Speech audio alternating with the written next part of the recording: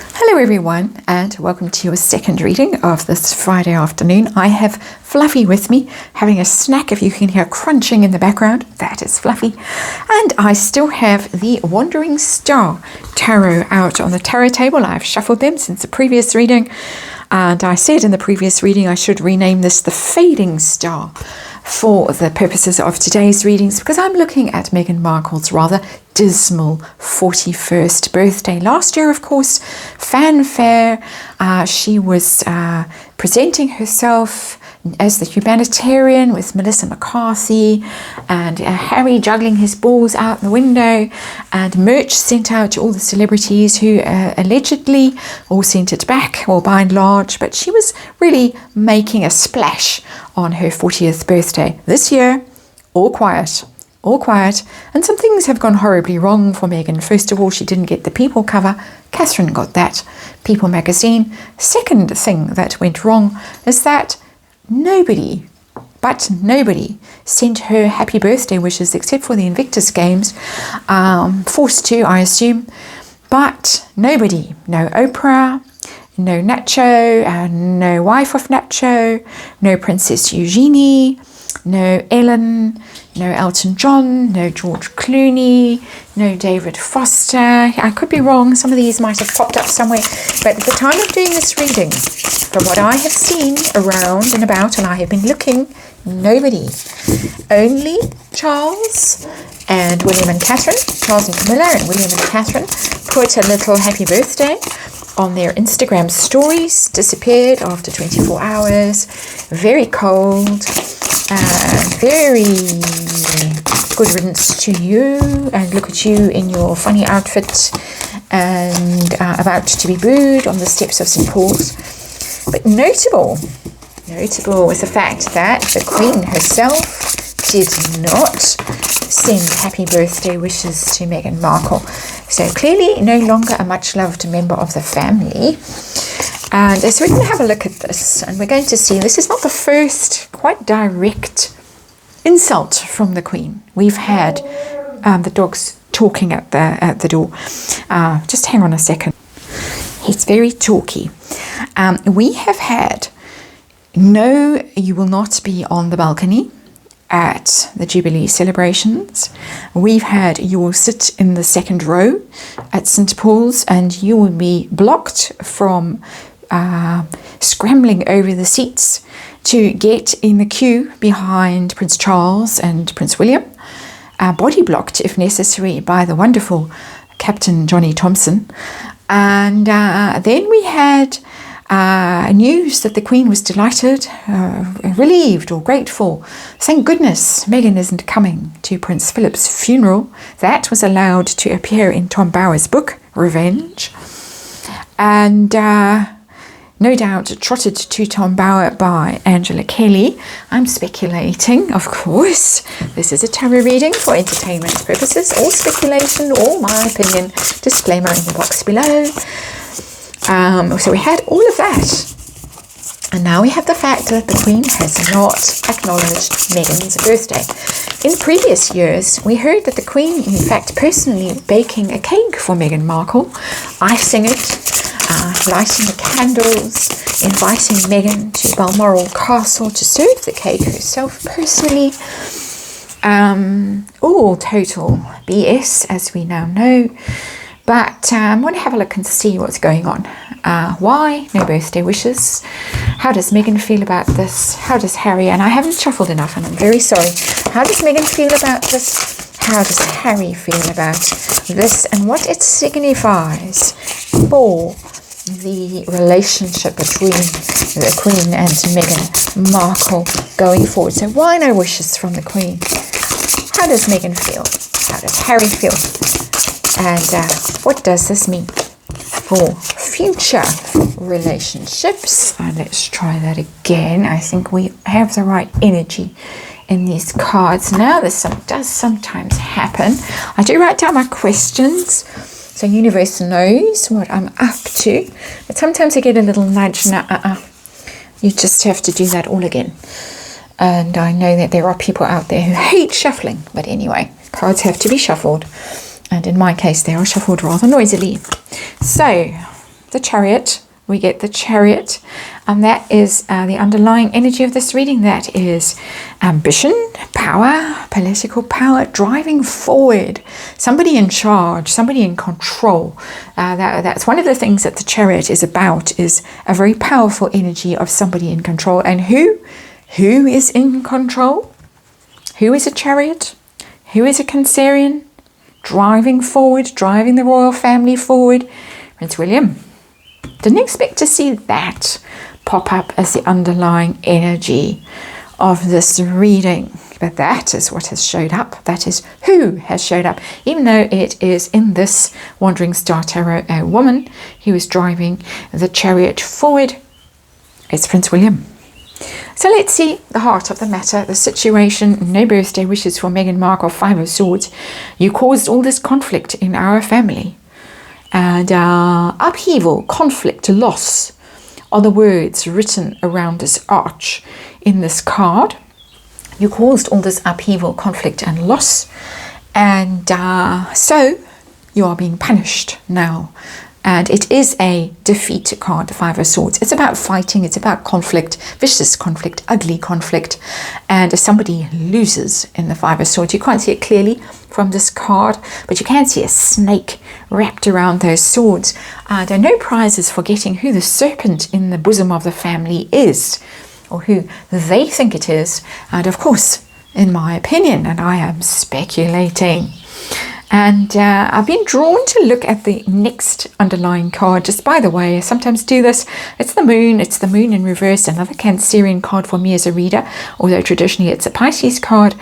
The moon and the moon in reverse, secrets coming out, things coming out, truth and clarity after confusion and doubt and fear. She sowed the seeds of confusion and doubt in the royal family, and now there is some clarity coming to the situation because he is in charge. And don't pretend to be my mother. You are not Princess Diana. You are the reverse of Princess Diana. You are the shadow of Princess Diana, and I am in charge now. Very interesting energy. I feel it. Very forceful energy. So that's the heart of the matter, the 5 of Swords.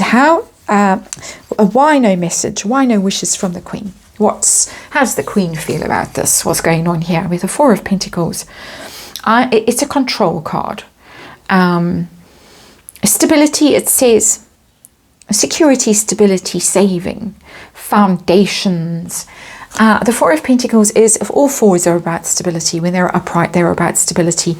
The 4 of Pentacles is about control, is about making sure that you don't let go of control, so you don't lose control of a situation. And so this is regaining control. I think that the royal family for a while lost control of the situation as that serpent slithered in to their midst and did its worst with the royal family into their Garden of Eden. It took them a while to get on top of the situation, and it's very clear from Tom Bower's book that for a while they were floundering, and I think that they were floundering because Prince Philip wasn't around. It's not articulated so much in the book, but it's very clear that they floundered the minute Lord Guyt was kicked out by Charles and Andrew for their own ego purposes. And Lord Guyt gone, the Queen exposed, the Queen very weak without Lord Guyt and without Lord Prince Philip guiding her. He had retired. I think he washed his hands of the whole thing. That's my speculation, of course, my personal opinion. But it took a while to get back on top of things. And they are on top of things now, and very clearly since the Jubilee celebration, as I said, with no balcony, back in the second row, right on the furthest away from William and Charles. And this is reasserting control and authority over the situation. So making it clear to Meghan Markle, serpent in our bosom, we are stamping you out. How does Meghan feel about being ignored? The Lovers in reverse. Very upsetting. It's a breakup card, the Lovers in reverse. I think the two of them are very upset. This is not just her being upset, this is her and Harry being upset. And it's weird. They are such a weird energy to read as a couple because they are so toxic and so clearly not in love with each other and so clearly not supportive of each other. And this is my opinion as a tarot reader, and it is literally my opinion from a year of doing these readings, and I was doing readings before on them before I decided to go live on YouTube. Here comes Fluffy again. They don't love each other. They might have a sort of toxic codependency, and this is my very inexpert opinion. I am not diagnosing, but they have some kind of agenda that they thrive on as a couple. And so this is not just her being outraged and upset. This is both of them being wounded by this very public blocking. Not contempt. Contempt's the wrong word. I've gone blank. But it's not humiliation. But it's sort of the cut direct. If you talk in Georgette hair kind of language, when you go to a ball and somebody ignores you and pretends not to see you, it's that kind of thing. It's very public. It's a very British way of sending a message. You don't have to shout and scream and swear at someone and throw tea in the air. You can just look through them and then keep walking, and it tells its own message, and that is the message that Meghan and Harry have got here with the Lovers in reverse. The Lovers, of course, is a choice card as well, so card in the reverse is a bad choice, so they think that this is a bad decision, and there probably will be a clap back against the Queen. So far they have held off really criticising her, although Harry did go there and say what a bad childhood she you know, how badly she raised Prince Charles, what a terrible mother she was, all that genetic pain that apparently is rife in the royal family. I'm going to start giggling. But Lovers in reverse is basically Harry and Meghan having a little sob, and he's a very hairy looking creature there. He's sort of gone,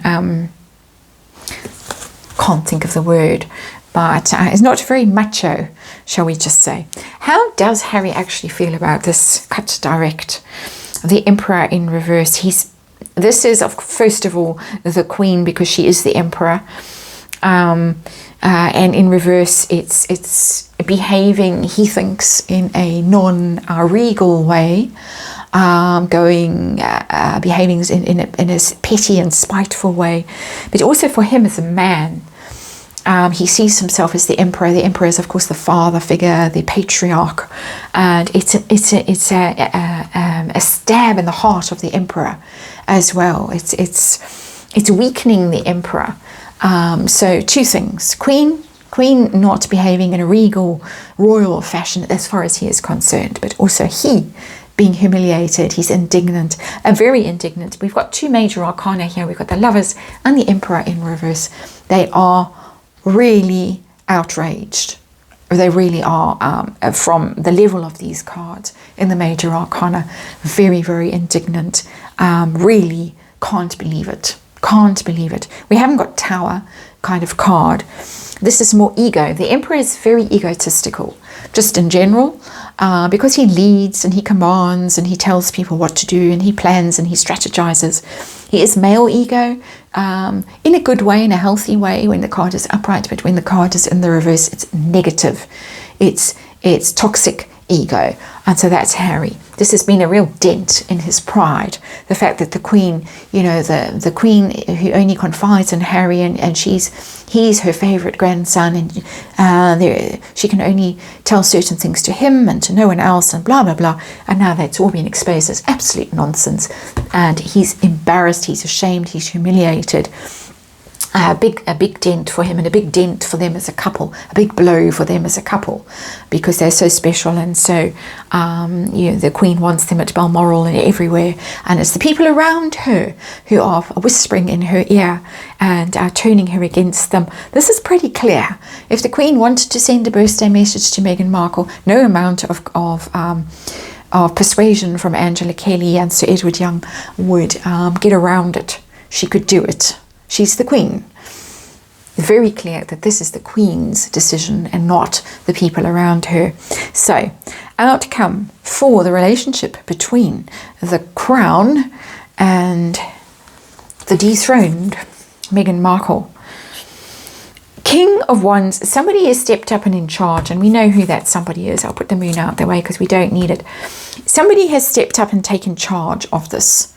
And I'm saying that because it's the King of Wands. If it was Queen of Wands, I think, Meghan is going to rise above all of this and she's going to go on the attack and she's going to become dominant again.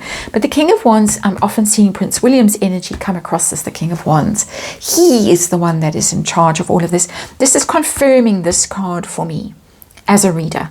This is saying, and it's sitting under the Four of Pentacles, taking charge, taking control.